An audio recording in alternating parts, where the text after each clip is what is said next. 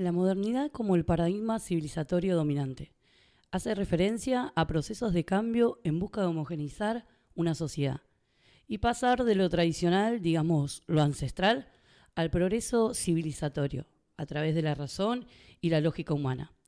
Para comprender cómo se desencadena esta modernidad, vamos trazando una línea de tiempo para ver los paradigmas que acontecieron, tratando de ver en profundidad, como dice Maritza Montero, o menciona acerca de esta etiqueta faltante en los paradigmas, esta etiqueta de ética política que nos dice ¿a qué intereses responde? Y podríamos decir ¿a qué intereses responde esta modernidad? Esta modernidad donde la física, la lógica y matemática del hombre se impone ante la superstición o sobre la sabiduría revelada, desestimando toda explicación inmediata basada en lo celestial o lo espiritual. Podemos decir que hay una mirada del hombre sobre la tierra para dominarla, subyugarla, sacarle el fruto, digamos. Ver la tierra, la naturaleza, como el recurso de satisfacción ante mis necesidades, no las básicas, sino como medio de explotación, y lamentablemente sin anticipar consecuencias de la misma. Es decir, saco mi beneficio de la tierra sin ningún grado de importancia ante posibles causas futuras. El pensamiento es algo similar a esto. La naturaleza da fruto, pero debemos intervenirla. Y depende de lo que el ser humano desarrolla para intervenirla, porque el ser humano se impone sobre la naturaleza. Y eso está atravesado por una lógica necesaria, y es la justificación. Esta justificación es teológica. Más adelante vamos a ahondar acerca de esta justificación teológica. Aún así, la modernidad es un proyecto inacabado. Algo de lo viejo y ancestral queda siempre como insuperable. Bolívar Echeverría en su texto cita algo con respecto a algunos fenómenos importantes en cuanto a modernidad. Primeramente, implica un ateísmo en el plano del discurso reflexivo, el desencantamiento del mundo o muerte de Dios según Marx. Es importante resaltar que ante la falta de Dios, una sociedad queda ausente de ética y se busca el interés propio individual. Sin embargo, si para lo económico sacamos a Dios, donde sale a la luz la acumulación y ambición de poder, todavía quedan rasgos en algunos comportamientos humanos, como puede ser lo que sostenemos en los casamientos, la figura de hombre y mujer suprimiendo las libertades sexuales y el prototipo de matrimonio. Y así podemos ver innumerables ejemplos de esta contradicción de la modernidad. Y este es el malestar en la civilización, del cual nos habla Echeverría. En segundo lugar, la secularización de lo político o el materialismo político. La política económica se impone sobre la tradición de espiritualismo político. Genera una conversión de la institución estatal. Ver una sociedad civil, un conjunto de individuos que están para defender los intereses de sus empresas privadas económicas. Una burguesía con intereses propios y mercantilistas. Y otro fenómeno de la modernidad es el individualismo, pero uno que genera una jerarquía piramidal, es decir, privilegios para unos pocos. Al comenzar este podcast dijimos que hay sucesos y justificaciones teológicas que dan lugar a la misma.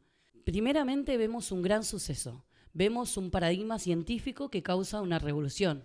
La física aristotélica es reemplazada por la física de Galileo y Newton. Convengamos que Aristóteles traía una filosofía, una idea del ser basada en la concepción del cuerpo y el alma, como una conjunción de ambas, una sustancia. Hasta ese momento Aristóteles estaba arraigado en todo, no solo en la ciencia, sino en la espiritualidad. Si sacamos a Aristóteles del centro del saber, podemos tener el control. Aristóteles es el centro de la teología en la Edad Media o Medioevo.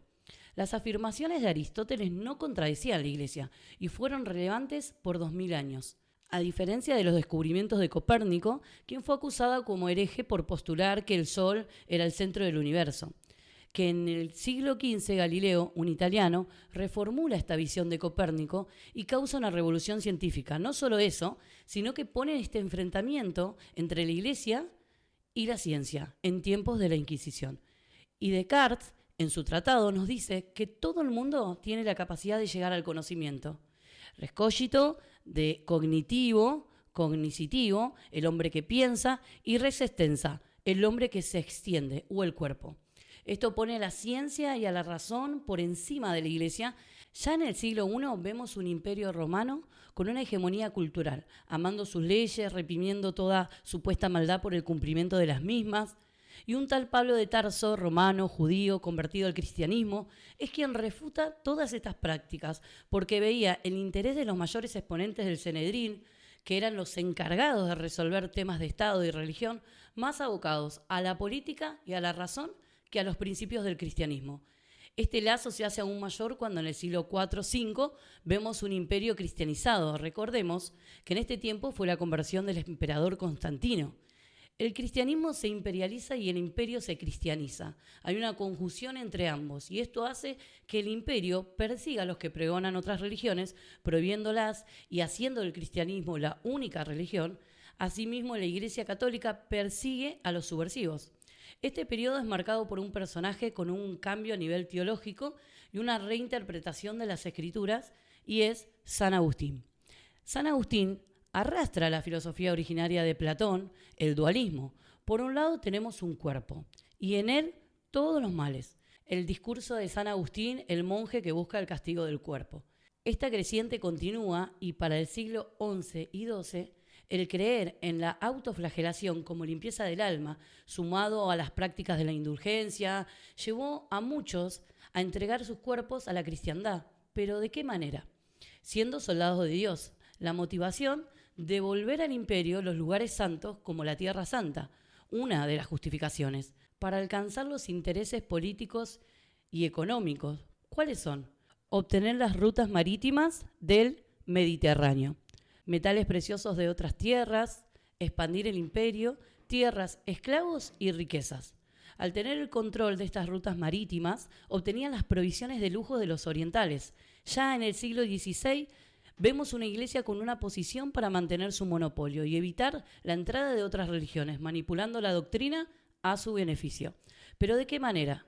A través del purgatorio, las indulgencias, la penitencia, generan una confusión y un conflicto que da lugar a la llamada Reforma Protestante. Principales protagonistas, dos teólogos, Martín Lutero y Juan Calvino. Esto provocó una desacreditación de la Iglesia. La Iglesia pierde autoridad moral, espiritual y política. Y esto se va a expandir a diferentes lugares. La Iglesia manejaba parte de la economía y la Reforma saca de ese lugar a la Iglesia. Las personas ya no corren a comprar su salvación, el perdón o confesar. A la vez, la Reforma da lugar al trabajo como valor ético. El hecho de que cada uno es digno de su salario, de sus ganancias, y que el tiempo es la posibilidad de producir y la verdadera riqueza. Enrique Dussel nos cuenta que Calvino da una reinterpretación de las Escrituras, tergiversando hacia el capitalismo, que se vuelve el órgano vital junto con la ciencia moderna. Esta modernidad, que también fue vista desde una mirada eurocentrista, ya que todo este proceso, digamos, esta civilización, poner a Europa en el centro, donde todo se basa y se descubre en esta región, donde las colonizaciones hacia África, Asia y América son con la justificación de que son una civilización superior, como superior en ideales, educación, filosofía, credo o religión. Debemos someter a los otros o esclavizarlos, o por qué no, venderlos. Este nuevo mundo, como llamaron a América los españoles, ya estaba, no era nuevo. Había personas con su forma de vivir, de crecer, con su cultura y creencias. Ya en el siglo XV se necesitó denigrarlos, deshumanizarlos, considerarlos demurientos, caníbales, infieles, adoradores del diablo, practicantes del nudismo. El mercantilismo, la industria, la explotación de minerales, la extracción de recursos generaron en la población de indígenas incansables horas de trabajo esclavos, más las pestes por las condiciones inhumanas a las que eran sometidos causaron el primer acto de genocidio. De la misma manera, la apropiación de innovaciones, hacernos creer a Grecia como la cuna de todas las cosas, de la astronomía, la filosofía, la tecnología, la medicina, esto también es fruto de la modernidad, dejando de lado las culturas babilónicas, fenicias, persas, afro. Realmente podemos ver el motor que mueve todas estas acciones y las justificaciones teológicas interpretadas al discurso capitalista, para encubrir y contar, como dice Ramón Grofoquel, una narrativa de víctima, escondiendo bajo la alfombra masacres, muertes, violencias, abusos, engaños y mentiras. Hoy la concepción de las leyes, religiones, principios y valores, la sociedad en sí, está impregnada de toda esta historia detrás. Por eso es importante visibilizarla para encontrar la identidad y hablar de descolonización y comprender a fondo la modernidad.